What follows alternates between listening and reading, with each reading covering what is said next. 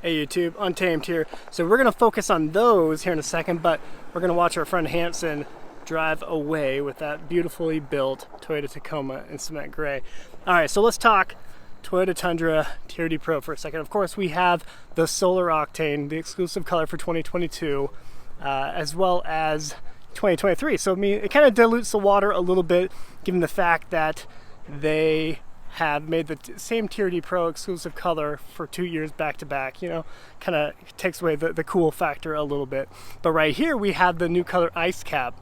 You guys know that super white was the previous color, of course, and although very similar, you can tell that there is a little bit more of just a little bit more of a darker hue, I would argue, compared to super white. I've had a few super white TRD Pros at this point, and I love it. But I think a lot of us who have owned a super white TRD Pro, or at least a super white vehicle in general, we've come to learn that the paint chips a little bit easier. It's a single base paint, which is kind of becoming a thing of the past, really. So let me know what your thoughts are on this Ice Cap here.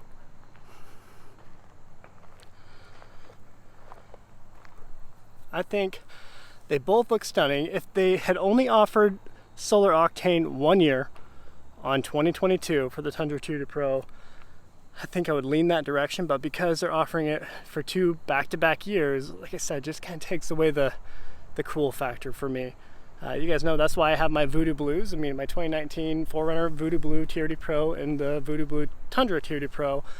They're a little bit more exclusive. Granted, they offered Voodoo Blue and subsequent trims in later years for the Tundra. They did not do that for the 4Runner and on any of the other trims. Only the TRD Pro, only in 2019. So I kind of like that kind of stuff. I might be alone, and perhaps I get a little wrapped around the axle with it, but I think it's cool. So let me show you a little bit more in detail for fun. Mainly just kind of want to do overarching shots showing the two of them. Oh well, I guess we have somebody new joining the party. Let me show you those two real quick. So this is, of course, another Solar Octane Tundra TRD Pro, but right here, let me address the elephant in the room. This is that J201 concept vehicle based on the Lexus LX570, which is phenomenal and a half, guys. So I'm gonna do a whole separate video dissecting this a little bit more. I've already had the opportunity to take it up and down the trails a couple of times, and it has been a ton of fun. So a lot more to follow on that, but I figured I'd at least address it since it is right there. So let's look a little bit closer. We have that digital camo, of course, which, yeah, you either love it or you hate it. These headlights, I like them. I'll chalk this up to a win part of the design. When it comes to the Fu Manchu up front, I'm hit and miss on that. I'm indifferent, really. I think the Sequoia does look better because it kind of breaks up the black, if you will. But that's just my personal preference. I think the front end just looks a little bit more sleek on the Sequoia. It is a little long. We've talked through that in different videos. It's just, I think they probably could have cut it about 6 inches from the front to make it a little bit more stubby up front. And I think that would have been a little bit more of a bold, stout look for the TRD Pro here. I do like these corner hood vents. I think they look sleek. I have become very much for the whole fake hood scoop thing on the TRD Pros. I mean, the 4Runner, of course, has a fake scoop, and the previous Tundra TRD Pro has double fake hood scoop. So I've become a proponent of that. I do think it looks great. Get the light bar up front with a little bit more of that digital camo right here, right? Got some dirty forged Bbs wheels. I think these look phenomenal. I am a huge fan of these. I put them neck and neck with the previous generation BBSs. Of course, we have that TRD tuned Fox suspension.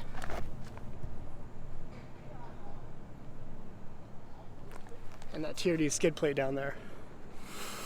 One thing I don't think I've ever realized is that these were flat black. So kind of cool. Just one thing I never really honed in on. Flat black mirror caps there. Speaking of flat black, you get these a thick feeling hard plastic, right? It's not super chintzy feeling like the previous generation. It feels more sturdy for sure, but I mean, it still is plastic at the end of the day, guys, so I won't sugarcoat it. So before I hop in, I'll show you kind of the down the back angle and show you these body lines. you can tell, I mean, conscious efforts were made to make this sleek, make this next generation, right? I mean, you could tell they really wanted to do something that made it its own. Did they hit the mark? I'm not sure. Debatable. The TRD Pro, it is a bit gaudy. I think it could have been about a third of that size and placed right there, and it would have been perfect. See the LX roll off, the J201 concept.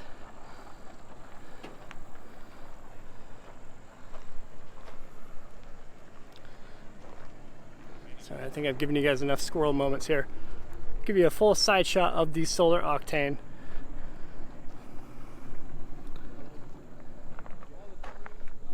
But you see what I mean? I mean, the front end just seems a little long, kind of like the Tacoma. So I think that could have been a nicer look if they cut it a little sooner. One of my biggest gripes is the turn radius. Oh, we got a Toyota Jeff. We got a Toyota Jeff feature. What? Oh gosh, what is going on here? You don't even want to know. Cut. Nice. So, I mean, one thing, back to what I was saying. So the turn radius of these new TRD Pros, the new Tundra in general, and the new Sequoia is nowhere near as great as it was on the previous. And I'm sorry to kind of keep tying it back to the previous generation, guys. I know I need to get with the times and just kind of get with the new trend here, but that is one thing I really grew to love.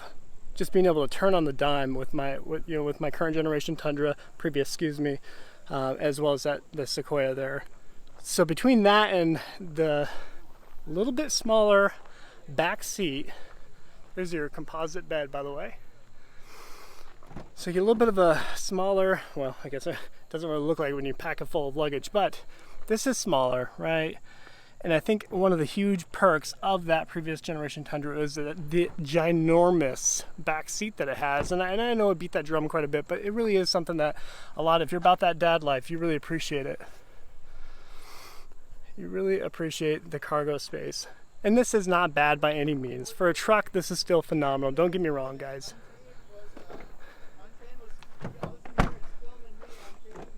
Here we are. Here is the front. What do you think of the red interior?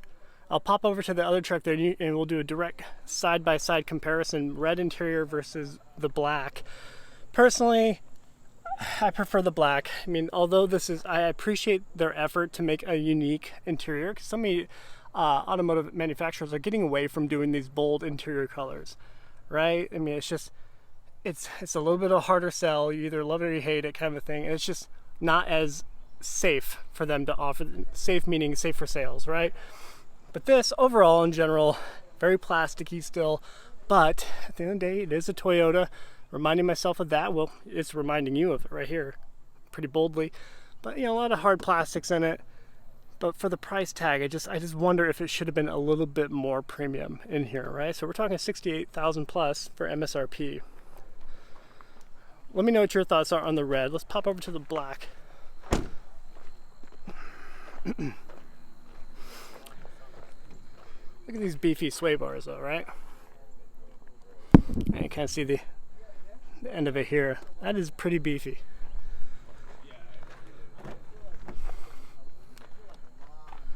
So here is the black. So much more subdued. But I know people who much prefer those red seats. So it really is a matter of preference. Both of them, of course, have that integrated camouflage design, which is pretty neat. I like that it's kind of sunken underneath that top layer. I think that looks great. I'm a fan of this, and I like the red stitching. That's good. And I think maybe on the red, the thing that maybe bothers me a little bit is the red right here. As if you're a passenger in here and you're looking straight ahead, you just get this giant red right in front of you all the time. So another missed opportunity. They should have made this black headliner, but they might do that in subsequent years. We never know. But you do get the option of the panoramic roof, which is pretty nice. Both sides do get the grab handles, which is a big plus, as the previous generation did not do that. They actually did away with it at one point. I think when they did the 14 redesign, the little refresh. At any rate. So guys, I think I blabbed plenty in this video. really just wanted to show you these two side by side, the Ice Cap and the Solar Octane, and see what you guys prefer and why. Which one would you be aiming for? So appreciate you watching as always. Until next time.